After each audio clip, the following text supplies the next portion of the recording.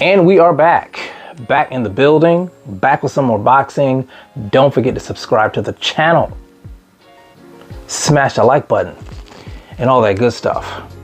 Now guys, I want to talk a little bit about Teofimo Lopez. He's been a big subject as of late with the interview that he did with Michelle Joy Phelps. I did get to check it out, some of it anyway, and I wanted to talk about some things on here and what I think is going on with Teofimo Lopez. Now I know a lot of people are saying that him calling out Crawford was clout chasing, and it's possible it could be clout chasing. I'm not, saying that it's not, but let's just say it's not clout chasing. Let's just put that aside for a minute. I will say I admire the fact that he calls out, one of the biggest names in the sport of boxing for a fight, that he thinks that he can actually beat this guy. You have to admire that in a sense. So I will give him props for that.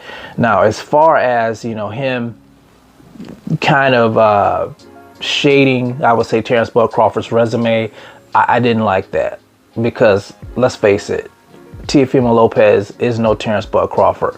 Terrence Bud Crawford is a two-time undisputed champion. I think he's a lineal champion.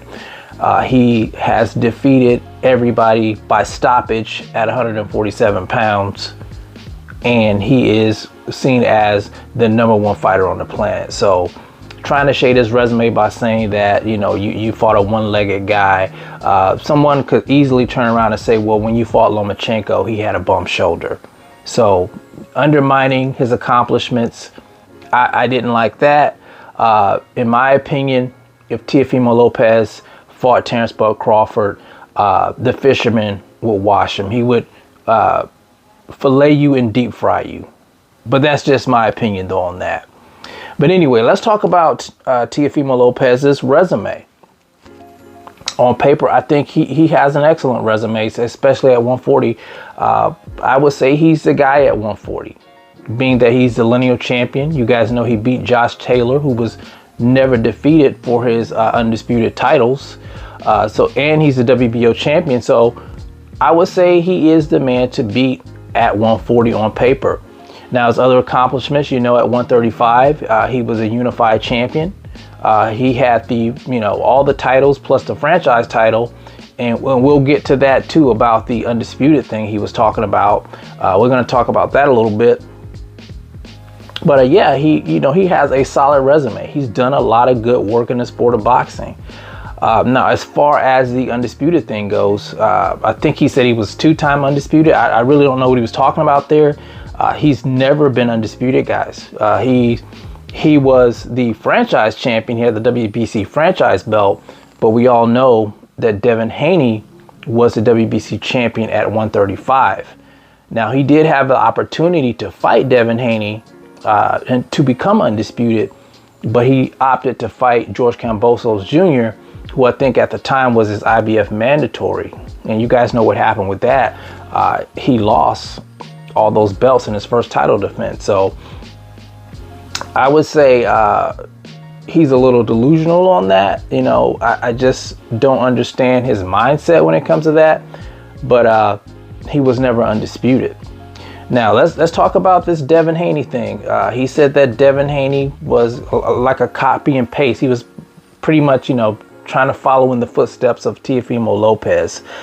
I would say he's not really following in your footsteps. I know both of you guys share the same opponent in Lomachenko. Both of you guys beat Lomachenko. But I would say he's kind of past you a little bit. Whereas you were the unified champion at 135, he became the undisputed champion at 135, beating the guy twice that beat you. So in a sense, he is a little bit ahead of you, because he was undisputed at 135, and now he holds the WBC title at 140. Both of you guys hold a title at 140. I would say the only thing you have on Devin Haney right now is the fact that, you beat, you're the lineal champion at 140 because you beat Josh Taylor. But I think he's kind of passing you up. And I think a lot of that stems from the fact that, you're leaving food on the table.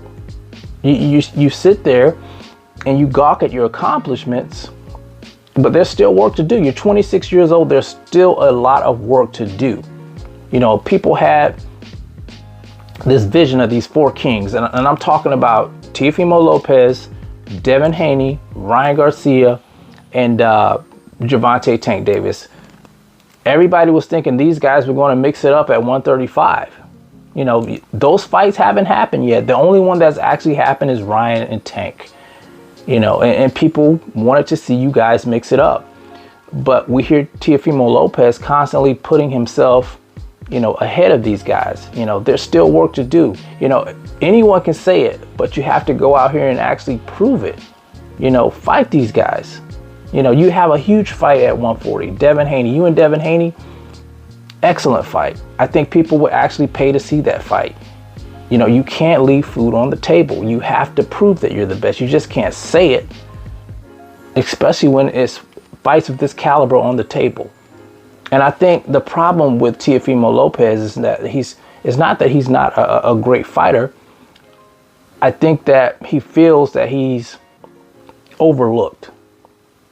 That's what I get the sense that he feels like he's overlooked. That's why you see him lashing out at his promotion company Top Rank, saying that they can keep their black fighters. That's why you see him saying after the Josh Taylor fight that he's retired. Now, you know, he's on a trash truck. That's why you see him being interviewed by Michelle Joy Phelps and saying that, you know, he's black from the waist down. He feels like he's being overlooked as a fighter. Well, like I said, there's still food on the table, and you have to make these things happen. The work's not done yet. You need to fight Devin. You need to fight Gervonta Tank Davis. You need to fight Ryan Garcia or Rolly, who is the WBA champion. You can become undisputed at 140. That's a possibility. You know, you can beat Devin Haney. You can beat Matias, and you have, of course, you have Rolly Romero. Those are the titles. At 140, you hold the WBO title. Make those fights happen. I think the Terrence Bud Crawford thing, that's probably a pipe dream. But if you really want to be undisputed, the possibility is there. You just have to want it. And instead of just saying that you're better than these guys, go fight these guys. I know Devin's probably willing to fight you. The others, I don't know. Matias, I'm sure he's willing to fight you too. Because he's a lot of people feel like he's being ducked at 140, and he's a champion.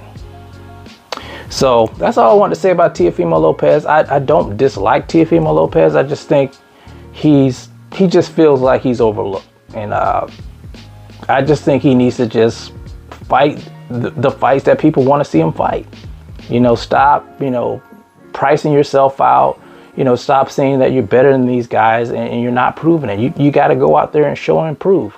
And I think that's the problem with these young fighters today. They don't want to fight. Devin Haney said it best. They say everything but let's fight. Do the work. Do the work. And that's all I got to say about that, guys. You guys let me know what you think about Teofimo Lopez in the comment section. You think he's being overlooked? Do you think he's right? Or do you think I'm right? Do you think he should go out here and fight these guys and prove that he's the best? You guys let me know how you feel about that in the comment section. It's the CMB. I'll talk to you guys in the next one. And I'm out. Peace.